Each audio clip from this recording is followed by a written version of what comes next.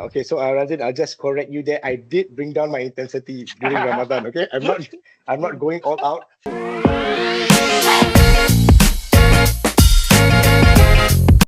Assalamualaikum everyone, what's up? Thank you for joining us after your Tarawih prayer and break your fast.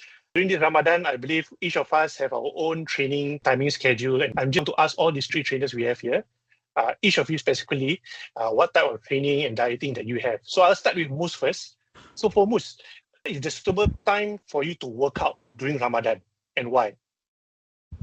Okay, it depends on yourself. If you are the one who has been exercising before Ramadan, please continue as how you exercise.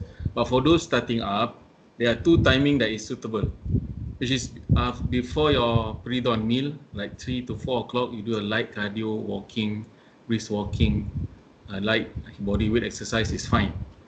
Another timing, I recommend 2 hours or 1 hour before your breaking fast.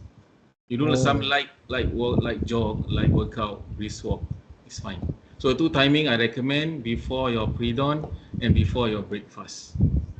So my next question for you is, during this timing, what's the benefit when you, because I understand that when you work out, you are depleting your energy. So what's the benefit of that when we do this workout at this two specific time? Why? Because if because we are fasting, we lack of nutrition. Like for example, if you do workout before your breakfast, after 8 hours of fasting, no nutrition, you are at a low energy level. When you exercise 1 hour, 2 hours before, your energy will indirectly will increase, certain level of energy that you gain.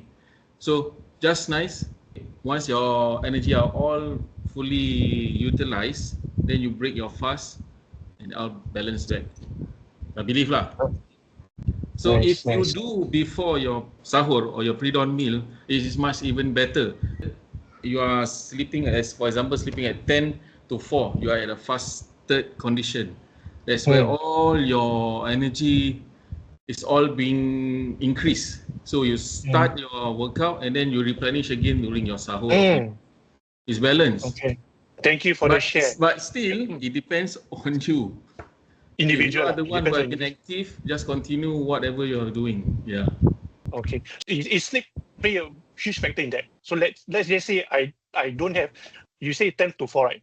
If let's say for example we are busy adult, it's difficult for us to sleep at 10. Is it better for me to just proceed despite the lack of sleep for that training for pre sahur, or should I just continue only before breaking the fast? You continue before breaking the fast. You do no need to do any intensity exercise. Normal walk, normal 5 basic body weight exercise at home enough. All right, Zul, I understand you have been actively exercising in Ramadan.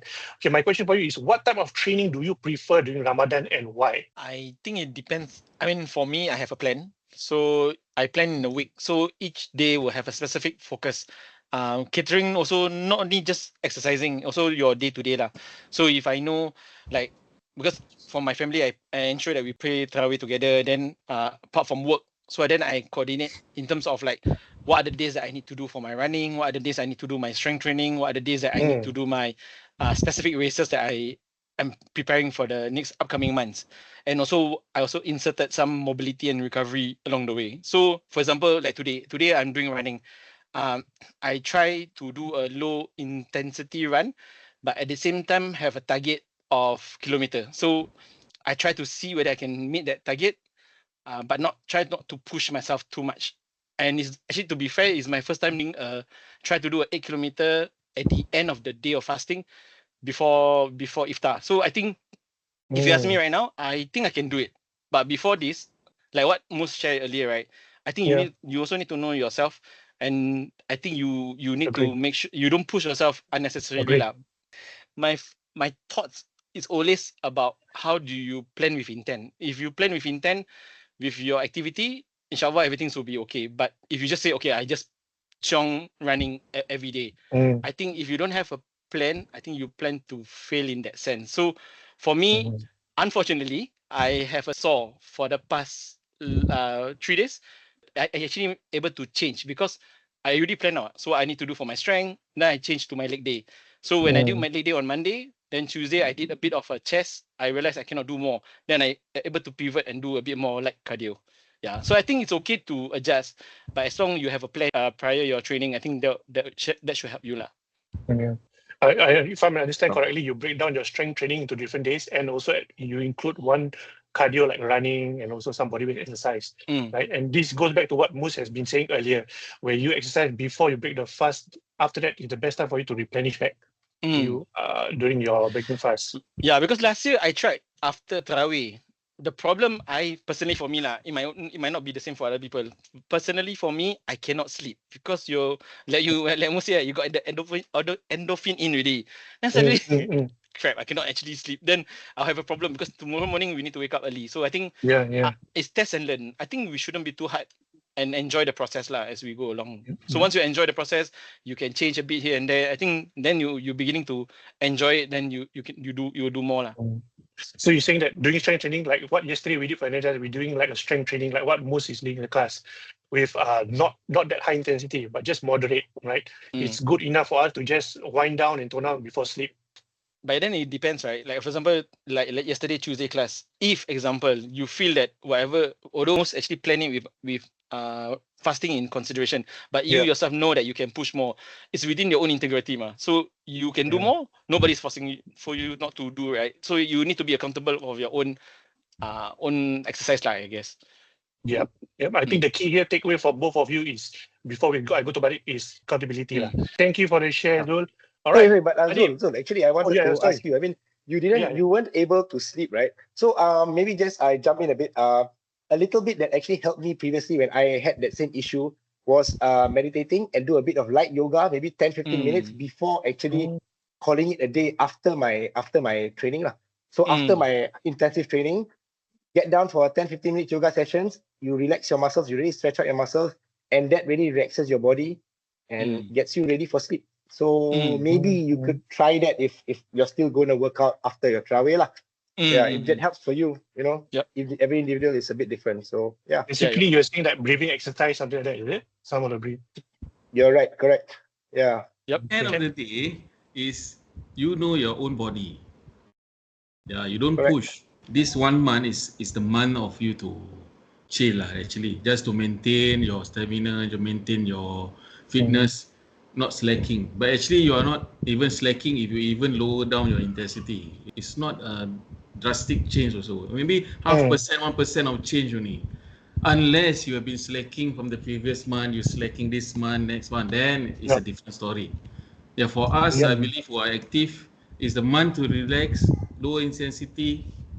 Yeah, just embrace the month. Yep, that's a good thing. And also enough energy for us to do Tarawih and fast. Yeah. Okay, Badip, I have a question for you. Since you jump in for relaxation, I think both previously they shared their workout and the timing schedule. But for you in particular, I'd like to ask you, what's your diet plan during Ramadan? Because you also have high intensity, you have yoga, and you have strength training all in one during the same month. It seems like you did not, like what Muse, bring down intensity. It seems like you're maintaining previously. So you mind sharing with us your diet and how does this help you during your training? Okay, so Razin, I'll just correct you there. I did bring down my intensity during Ramadan. Okay, I'm not going all out. But, just like everybody else, during Ramadan we do tone down ourselves a bit. And I want to remind you guys that actually nutrition and diet takes up 70% of your whole workout. Okay, so 30% is what you do during exercise, and 70% would be during your nutrition. So what you actually eat during the day and during night. So for sahur is actually breakfast. So your body is just waking up.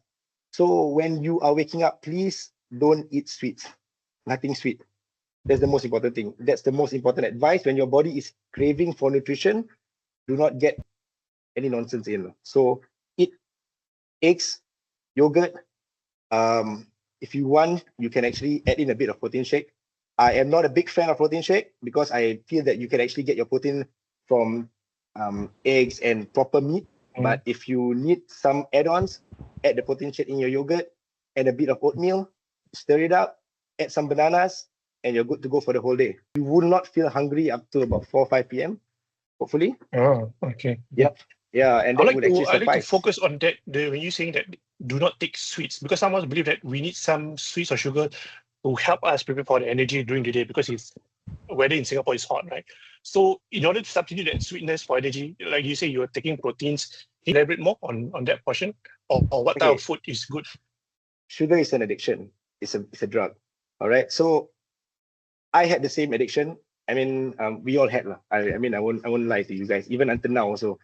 So at the end of the day, if you are really a person who craves sweets a lot, cook at night, chocolate bars, ice cream, try give it to yourself and make this month the month that you actually do it. All right. 2 weeks. Try to avoid all the sweets. Take it as if it's a BMT for you. 2 weeks, don't touch any sweets. The only sweets that you can get is from fruits. Try that out, see how your body actually reacts, and yeah, and get back to us. DM me. I want to know how you feel. Yeah. So I'll be honest, the first 3 or 4 days will be very hard. You still want to touch a bit of your Coca-Cola. Try not to. Try to fast your sweets. Okay. This is the best month to do it. So what Yeah. food do you really eat during your breakfast? Okay, so when you breakfast, just like your sahur, you know, your stomach is hungry. Your stomach is craving for nutrition. Your whole body is craving for nutrition. So always remember, like the sunnah, dates and water. And then you can start eating your meat. Sorry, don't eat your meat first. And then eat your vegetables, and then you start eating your meat. I am not a big fan of carbohydrates. I do know that most of you will always say that you would need your carbohydrates. Try to lower your carbohydrates. Seriously, it just causes glucose spikes, causes the insulin to go up, and it will cause cravings later on. Do you know that in restaurants, people give you bread? The restaurant actually give you bread before your appetizers or anything, so that after you finish your meal, you actually crave for desserts. Okay. So because bread I causes see. a huge glucose spike in your blood, and yeah, I hope you take this advice seriously. Thank you, buddy, for the sharing, and thank you guys for the sharing tonight for Ramadan. Hopefully we see you again during training or during Hari Raya also. Take care, everyone, and good night. Salam Ramadan. Salam Ramadan.